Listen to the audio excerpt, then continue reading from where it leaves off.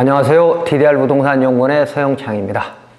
이번 사례는 현황도로 위에 건축 허가가 되고 또 통행권 소송도 했는데 패소한 사례입니다. 질문입니다. 그림을 보시면 오른쪽 상단에 도시계획 시설 도로가 보입니다. 그리고 가운데 2014년부터 소유권 이전된, 증여로 이전된 밭이 있고 그 밭에서부터 포장도로, 2차선 도시계획시설 도로까지에는 현황도로가 있는 게 보입니다. 그런데 이 현황도로를 어떤 일인지 없애버리고 그 위에 근생허가를 받았습니다. 이 현황도로는 내 밭으로 들어갈 수 있는 유일한 통행로였던 것이죠. 자, 내 농지 인근에 4차선 도로가 개설되면서 근생 건축물과 연립주택이 허가돼서 이 넓은 농로가, 현황도로가 없어졌습니다. 그래서 주의토지 통행권 소송을 했는데 저 멀리 농로가 있다는 이유로 패소하였습니다. 그 농로는 1m도 채 안 되는 농로인데 말입니다. 자, 그래서 내 토지에 건축허가를 받을 수 있는 방법은 무엇인가? 라는 질문입니다. 답변. 4차선 도로가 개설되고 2016년 근생 건축물이 생겼습니다. 이때 허가권자는 기존의 현황도로, 트랙터도 드나들 수 있는 너비 2m 이상의 현황도로를 보호할 책임이 있습니다. 물론 법정도로를 개설하면서 마찬가지인 거죠. 그런데 주의토지 통행권 소송은 민사소송이므로 법원은 본인이 주장하는 자료만으로 통행권 여부를 가릴 수밖에 없는 겁니다. 그래서 이제는 다음과 같이 해결책을 찾아보아야 할 것입니다. 첫 번째, 타인 토지 위에 내 통행로가 있다면 우선 언제 어떻게 그 현황도로가 개설됐는지 확인해야 할 것이고, 그 현황도로 위에 건축허가를 받았다면 당시 허가청은 기존의 통행로를 어떻게 처리했는지 당시 허가 도면과 허가 조건 등을 정보공개 요청해서 확인해야 할 것입니다. 자, 그림을 보시면 2차선 도로 위에 화물차가 지나가는 게 보이고요. 그 다음에 그 오른쪽으로, 그러니까 중앙 쪽에 빨간 화살표를 보면 2014년에 이 도로가 나가게 됩니다. 이 도시계획시설 도로가. 그래서 2014년 11월 공사 중에 없어지는 현황도로입니다. 너비가 2m가 훨씬 넘는 걸 알 수 있고, 또 그리고 도로공사를 하면서 진입턱을, 도로는 오른쪽 부분에 다 턱이 있죠. 턱을 낮췄다라고 하는 게 분명하게 보입니다. 이게 2014년도 당시 공사를 할 때 사진입니다. 기존의 현황도로가, 그러니까 지금 없어진 도로 말입니다. 현황도로가 일시적으로 만들어진 게 아니라 오랜 기간 주민들이 사용했던 통로라면 소유자가 배타적 사용권에 대한 포기를 한 근거를 찾아야 할 것입니다. 그리고 지자체는 건축허가를 하는 대지에 주민들이 이용하고 있었던 현황도로가 있다면 그 개설된 이유를 찾아서 배타적 사용수익권의 제한 여부를 심도 있게 검토하여야 하고 검토하였을 것입니다. 그래서 당시 허가 도면 또는 허가 조건 등을 확인해 볼 필요가 있다는 것이죠. 그러니까 이게 이제 법정도로가, 도시계획시설 도로가 나가고 있다면 그 나갈 때 당시에 설계 도면 등을 보면요, 이 현황도를 어떻게 처리를 했는지 부분이 나올 수 있다는 겁니다. 그렇게 확인해 볼 필요가 있고요. 그 다음에 이제 개발행위 허가에서는 공익 및 이해관계인의 보호라는 게 있는데, 자, 개발행위가 운영 지침과 도시계획조로 이 지자체 20조를 한번 보겠습니다. 개발행위와 운영 지침 2-1-7에 1이 되어 있습니다.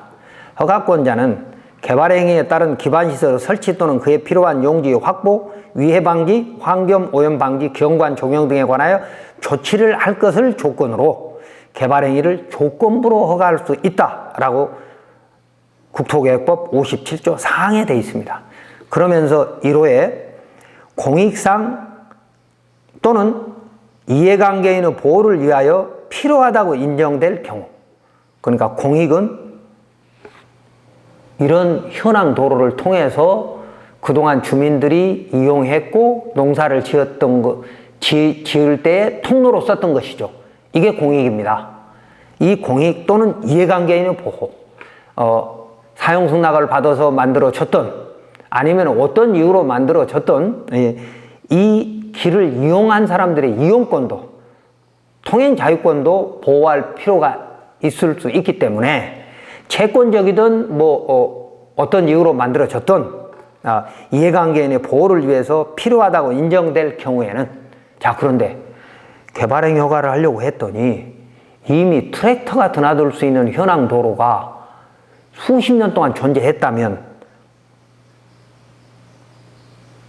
보호해야 됩니까? 안 해야 됩니까? 당연히 지자체장은 보호해야 되는 거죠. 그래서 그 현황 도로를 자르고 어떤 개발행위 허가를 하겠다 그러면 대체도로를 만들으라고 할 행정지도에 할 의무가 지자체한테 있다는 겁니다. 다음 도시계획조례 제20조에 보면 조건부 허가 그래가지고 시장은 57조 사항에 따라 다음 각 호 어느 하나에 해당하는 경우에는 개발행위 허가의 조건을 붙일 수 있다. 그래가지고 공익상 또는 이해관계인의 보호를 위하여 필요하다고 인정될 때라고 이 지자체 도시계획조례에도 분명하게 명시되어 있습니다. 왜 지금 도시계획도로를 봐야 하느냐면요. 개발행위가 운영지침 1-2-2에 보면 개발행위가 운영지침과 도시계획조례가 상충될 때는 도시계획조례를 우선한다라고 되어 있기 때문입니다. 자, 그래서 개발행위 허가에서 공익 및 이해관계인의 보호는 국토계획법 그리고 개발행위 운영 지침 및 도시계획 조례에 근거를 두고 있습니다. 그리고 주민이 오랫동안 통행로로 사용되는 곳에는 건축 허가를 해서는 안 된다는 대법원 판례도 있습니다. 2018두 45954, 2017두 74320 대법원 판례를 참조하시기 바랍니다. 그리고 물권 법정주의 예외로 주민들의 이용권을 허가권자가 보호해야 되는 겁니다. 왜냐하면 배타적 사용 수익권은 포기 또는 제한을 인정하는 허가권자가 인정하는, 그러니까 사용락 없이 써도 좋다라고 하는 사유인 현황 도로 여부는 허가권자가 판단하라고 돼 있고, 대법원은 분양 등의 경우에는 당초 분양을 하면서 진입로를 만들어서 이용할 수 있도록 해줘야 될 의무가 분양자한테 있다고 해석하기 때문입니다.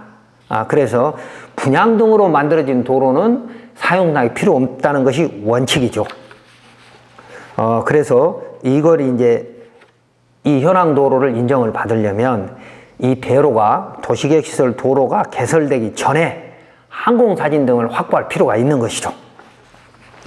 다음 두 번째, 2016년 근생시설을 건축하면서 대체도로를 만들지 않고 허가했을 리 없습니다. 그러므로 2016년 근생건축허가 및 개발행위 허가서를 면밀히 검토해서, 그러니까 앞에 봤던 것은 2014년에 도로가 나가면 때에 이 현황도로를 어떻게 처리했는지와, 그리고 또 2016년에 이 현황도로 위에 아예 건축허가를 하면서 현황도로 자체를 없애버렸으니까 건축허가 및 개발행위 허가서를 면밀히 검토해서 당시 허가권자는 왜 대체도로를 만들지 않고 현황도로를 없앴는지 확인해 볼 필요가 있습니다. 만약에 허가권자가 건축법 도로, 특히 지정도로가 되겠죠. 건축법 도로로 통행이 가능할 것이라고 믿고 대체도로를 만들지 않았다면 그 지정된 끝부분에 그러니까 근생 건축허가를 하면서 진입로를 만들었을 거 아니겠습니까? 그 진입로를 만든 곳을 지정도로로 했을 것이고, 그 지정도로에 접도했다면 이 현황도로를 없애도 상관없는 거죠. 허가권자는 말입니다. 왜? 현황도로 대신 건축법 지정도로라고 하는 건축법 도로에 접도했다면 말입니다. 자, 그런데 그 건축법 도로에 접도를 했는데 그 소유자가, 그러니까 건축법 지정도로의 사유인 지정도로의 소유자가 안전을 이유로 철조망을 설치해서 내 진입을 막고 있습니다. 내 토지로의 진입을 막고 있습니다. 이것은 불법 또는 부당한 행위일 수 있죠. 그래서 건축법 지정도로 끝에 아무리 본인 소유라 하더라도 철조망을 설치를 했다면 그 설치가 합법적인 것인지 불법인지에 대해서 허가청에 공식적인 의견을 물어볼 필요도 있습니다. 다음 세 번째, 이곳은 도시계획시설 도로가 예정돼 있고, 그림을 보시면 자, 가운데 화살표가 그게 맹지가 된 농지고요. 그리고 그 바로 앞에 건축법 지정 도로가 있습니다. 오른쪽에는 2016년에 근생 건축허가를 받은 곳이고, 건축허가를 받으면서 그 진입로가 지금 맹지가 된 농지 앞으로 지나가고 있는 거죠. 건축법 지정도로가. 그런데 이 지정도로와 내 땅하고 사이에, 내 농지하고 사이에 철조망을 쳐서 막은 거죠. 안전을 이유로. 자, 그런데 이곳은, 지금 분쟁이 되고 있는 이곳은 도시계획시설 도로가 예정돼 있습니다. 4차선 도로가. 그리고 내 토지 일부도 도시계획 예정도로에 포함되어 있습니다. 그런데 타인 토지 중 도시계획 예정도로로 포함될 곳은 허가청에서 미리 분할해서, 그러니까 이미 도로가 된 부분들은 분할해가지고 지목을 도로로 변경하는 조건으로 행정지도를 통해서 개발행위 허가 및 근생 건축허가를 하였습니다. 그 도로를 건축법 2조 1항 11호 남옥의 건축법 도로로 지정했죠. 그러니까 도시계획 예정도로 예정선이 그어져 있는 곳을 내 땅을 말고 나머지 왼쪽 오른쪽에 있는 땅은 근생 건축허가를 하면서 예정도로니까 분할을 하면서 지목도 도로로 바꿔놨어요. 그리고 건축법 도로 지정까지 했어요. 그럼 이미 공로가 된 거죠. 그렇다면 이곳은 이미 일반인의 통행을 제한할 수 없는 배타적 사용권이 제한된 도로이고, 허가권자도 소유자가 건축법 도로로 지정 신청하고 도로관리대장에 등재한 근거를 갖고 있으므로 이 도로관리대장과 개발행위허가서의 도면 및 사용승낙서 등을 확인해서 허가청은 이 철조망을 철거 명령할 수도 있고, 또 나는 철거 요청을 해야 할 것입니다. 물론 허가청은 그 철거 명령을 할 수 있는 법률적 근거가 없다라고 얘기를 할 것입니다. 다음 네 번째, 우선 건축허가를 신청해야 됩니다. 내 맹지 탈출을 위해서는 말입니다. 자, 토지용계 확인서를 보면 지목은 전이고 그리고 자연녹지 지역이고 대로 2류에 저촉되어 있습니다. 밑에 도면을 보면 오른쪽 상단은 도로구역이고 그리고 오른쪽 아래는 주간선 도로인 4차선 도로가 예정되어 있는데 내 땅도 일부가 그리 포함되어 있고요. 그리고 가운데 보면 빨간 선이 있는 것이 현황도로가 있었던 곳입니다. 그리고 오른쪽에는 근생 건축허가를 받은 것이죠. 그러면서 지금 현황도로는 다 없어지고 그 위에 건축허가를 받으면서 주차장으로 형질 변경이 돼서 포장이 다 돼 있습니다. 그래서 우리는 우선 건축허가를 신청해야 하고, 현재 건축법 지정 도로에 접도하고 있고 내 토지의 일부가 도시계획시설 예정도로에 포함되어 있는데도 통행이 가능한 통로가 없다는 이유로 보완 또는 불허를 하면 부득이 행정소송을 제기할 수밖에 없을 것입니다. 다만 허가 신청 이전에 앞서 제가 설명한 배타적 사용수익권이 제한된 근거 서류를 정보 공개로 찾는 것이 더 좋을 겁니다. 그리고 민사소송인 주의토지통행권 확인소송, 통행방해금지 소송 등을 통해서 허가권자가 요구하는 통행이 가능한 통로를 확보하는 방법도 있을 것입니다. 자, 이번 사례를 정리하면 현황 도로로 인한 분쟁이 전국적으로 많지만 그 해결 방법은 케이스 바이 케이스입니다. 왜냐하면 허가권자가 종합적으로 판단하라고 했기 때문이죠. 그런데 이런 상황에서는 현황도로 소유자를 상대로 주의토지 통행권을 소송하는 것이 아니라 건축허가를 먼저 신청하는 것이었던 것입니다. 자, 그림을 보시면 지금 가운데 주황색 도로가 현재 내 밭이고 오른쪽에 보면 빨갛게 그어져 있는 것이 도로이고 지금 현재 4차선 포장 도로입니다. 그 다음에 위에서부터 아래쪽으로 또 빨갛선으로 그어져 있는 건 대로 2루가 예정도로입니다. 근데 여기는 예정이 취소될 수도 있기 때문에 여기만 가지고는 건축허가를 해줄 수 없는 거죠. 자, 그런데 지난번 주의토지통행권 소송에 패소한 이유가 우회 통로가 있어서라면 항공사진을 보면 얼핏 통로인 것 같지만 농작물을 수확하지 않은 상태에서는 보행이 가능한 통행로 밭두렁에 불과할 뿐입니다. 그래서 당시 법원 제출 자료 이외의 자료를 더 준비해야 될 것입니다. 만약 이제 허가를 집어넣는데 건축신고나 허가를 집어넣는데 불허가가 됐을 때 불허가가 사실 오인 또는 재량권 일탈 남용이라면 행정소송을 할 수 있을 것이나 건축허가에서 허가권자가 요구하는 사항이 무엇인지 명확히 가려진 후에 그 부족한 부분을 채우기 위해서는 민사소송을 할 수도 있고 또 경기도의 사전 컨설팅도 할 수 있으며 감사부서에 고충민원을 신청하고 국민권익위에 고충민원을 제기할 수 있을 겁니다. 다시 말하면 내 권리를 찾기 위해서는 먼저 내 토지의 상태를 정확히 분석하는 게 중요합니다.